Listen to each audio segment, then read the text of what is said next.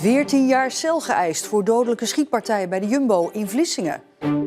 Verdachte zegt dat hij handelde uit zelfverdediging, maar daar is niet iedereen het mee eens. En verder in deze Zeeland nu. Gedenksteen voor verstoppen van Franse piloot. En hoeve van familie Constantijn Huygens opgeknapt.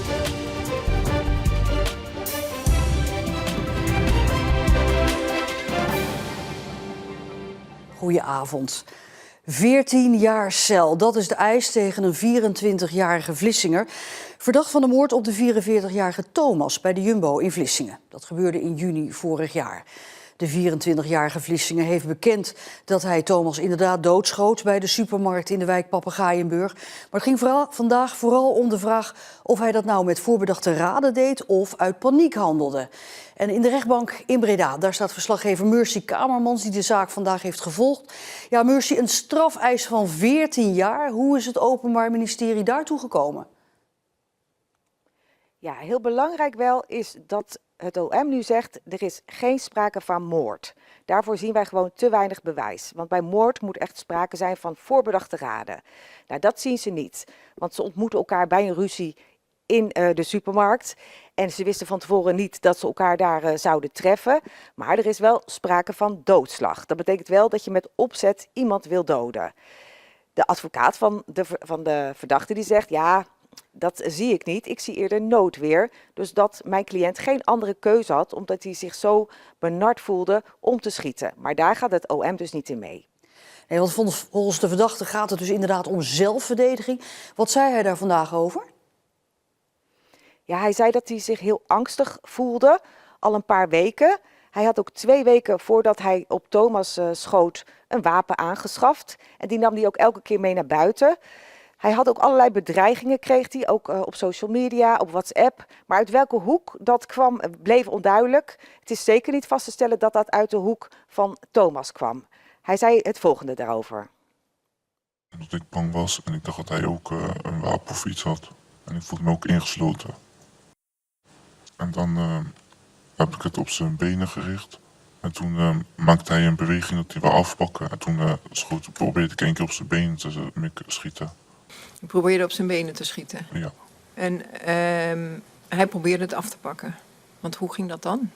Toen maakte hij een beweging met zijn linkerarm of rechterarm, ik weet niet meer precies. Toen wou hij het proberen af te pakken. Ja, de verdachte benadrukt dus het was zelfverdediging.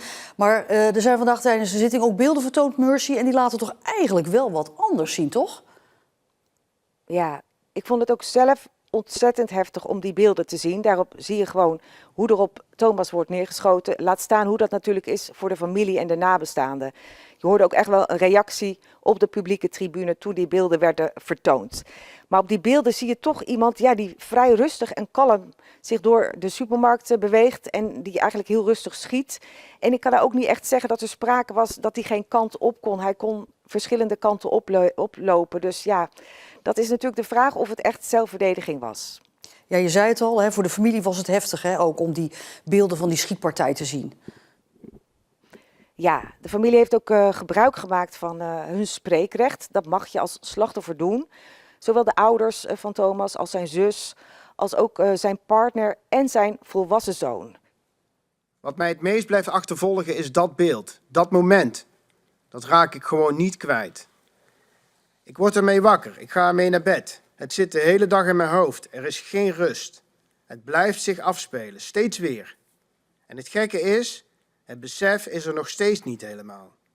Het voelt nog steeds alsof het niet echt is, terwijl ik het zelf heb gezien. En Mercy, wanneer is de uitspraak in deze zaak? Ja, die zal zijn op 27 mei. Dat is iets langer dan 2 weken. Dat heeft te maken met feestdagen die er nog tussen zitten. En morgen overigens hebben wij een heel bijzonder interview met de partner van Thomas, met Lissy. Dat is dan te zien en te horen op Omroep Zeeland.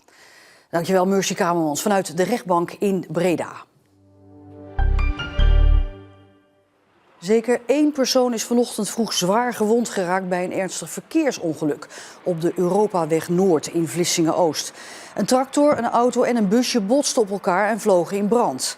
Een traumahelikopter en meerdere ambulances zijn opgeroepen. In totaal waren er 4 personen bij het ongeluk betrokken. Ze zijn door omstanders uit de voertuigen gehaald. 1 persoon raakte dus zwaar gewond, andere 3 hoefden niet naar het ziekenhuis. Door het ongeluk was de weg naar de Westerschelde-tunnel uren afgesloten. In het buitengebied bij Klingen wordt gezocht naar deze man van 77 jaar oud, die sinds gisteravond vermist is. Janus vertrok gisteravond uit een zorginstelling voor een wandeling, maar keerde niet terug. De politie zoekt samen met 20 mensen van het veteranen search team dat de politie vaker ondersteunt. En het programma van de Abdij Zomeravonden is bekend. Het muziekfestival dat maandag 24 augustus begint en een weekje duurt. Jet Rebel opent op die maandag en Ellen ten Damme sluit het muziekprogramma dan af op zaterdag. En de aansluitende zondag is er dan weer de traditionele picknick op het Abdijplein. Alle optredens zijn gratis. De Abdij Zomeravonden zijn de opvolger van het muziekgedeelte van het Zeeland Nazomerfestival en worden nu opgezet door poppodium De Spot. In Arnhemuiden is een nieuwe gedenksteen onthuld voor een woning waar meer dan 3 jaar een Franse soldaat zat ondergedoken tijdens de Tweede Wereldoorlog. Onder het toeziend oog gebeurde dat van Adriana van Belzen. Zij was nog een klein meisje toen de Franse soldaat in haar gezin werd opgenomen. Dit is het huis waar de Franse soldaat Roger Houssin meer dan 3 jaar ondergedoken zat. De meeste tijd bracht hij door op de zolderkamer.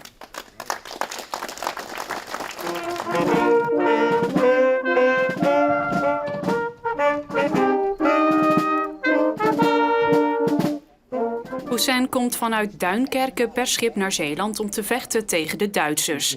Maar hij wordt gevangen genomen door de bezetter. Hij weet te ontsnappen en komt in Arnhemuiden terecht. De broers van Adriana vinden hem.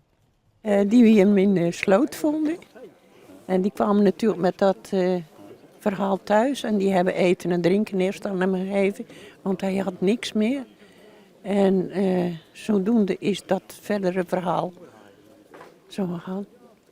Voor de familie van Belzen zijn het spannende tijden. Mijn vader had gezegd, vertel niemand ooit iets hierover. Want dan worden we allemaal doodgeschoten. Ja, dan weet je nog niet wat of doodschieten is op die leeftijd. Maar goed, ik heb wel mijn mond gehouden. Dankzij de familie overleeft de Franse soldaat de oorlog en is hij nu vereeuwigd in de straten van Arnhemuiden. Alleen vind ik het jammer dat ik alleen eigenlijk er nog het huis van ben. Want ja, mijn broers hebben dit eigenlijk in het begin bij geweest natuurlijk. Ja, die zijn er niet meer. U had het graag samen met uw broers meegemaakt? Zeker, zeker. Ja. Maar ja, het is niet zo. Maar ik vind het toch fijn dat er toch ook aandacht voor is. Ja. Naast de onthulling van deze gedenksteen is er op de oude begraafplaats in Arnhemuiden ook een nieuwe gedenksteen geplaatst voor alle Franse militairen die tijdens de oorlog in de omgeving van het dorp zijn omgekomen. De provincie Zeeland stelt ook dit jaar weer 3 miljoen euro subsidie beschikbaar voor de restauratie van een aantal rijksmonumenten. Mireille Geluks is eigenaar van Hoeve Huygens in Sint-Anneland, is blij met zo'n subsidie. In die tijd dat ik hier ben komen wonen, samen met Arne, mijn man, kon ik nou niet zeggen dat het al zo eruit zag. Ik had kriebels, ik denk hier moet wat gaan veranderen en verbeteren. Volgens restauratieadviseur Hans Smeenk is het terecht dat Hoeve Huygens een rijksmonument is en behouden moet blijven. Er zitten invloeden in die hier in Zeeland weinig zijn gebruikt. De bouwheer was ook heel bekend, dat was Constantijn Huygens. Heeft voor zijn dochter Sterre een buitenverblijf laten bouwen.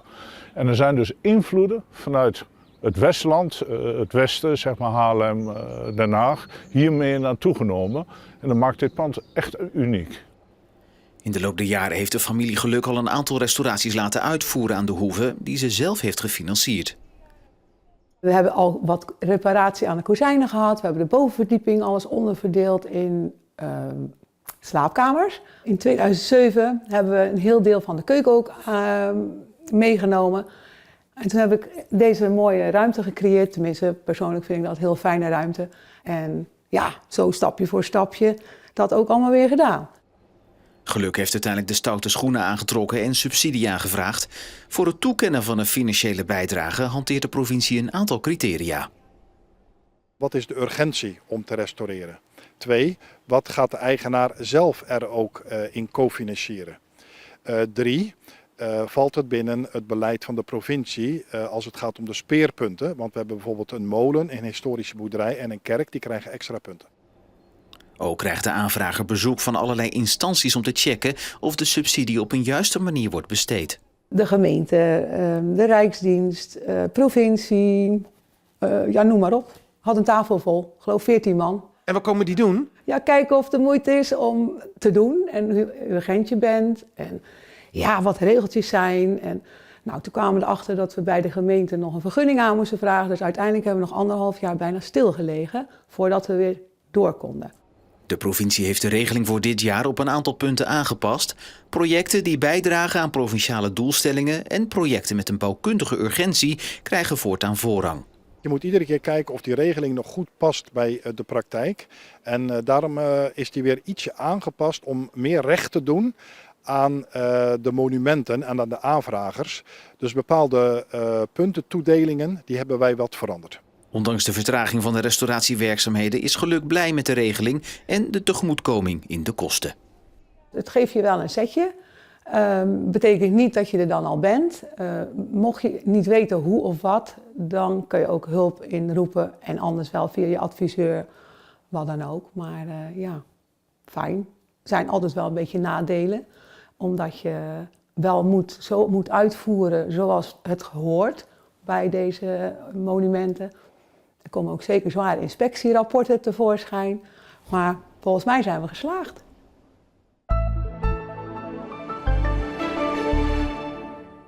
Na een zonnig weekend begon het vanochtend nog redelijk mooi, maar rond de middag zagen we de eerste regenbuien bij een temperatuur tussen de 11 en de 13 graden.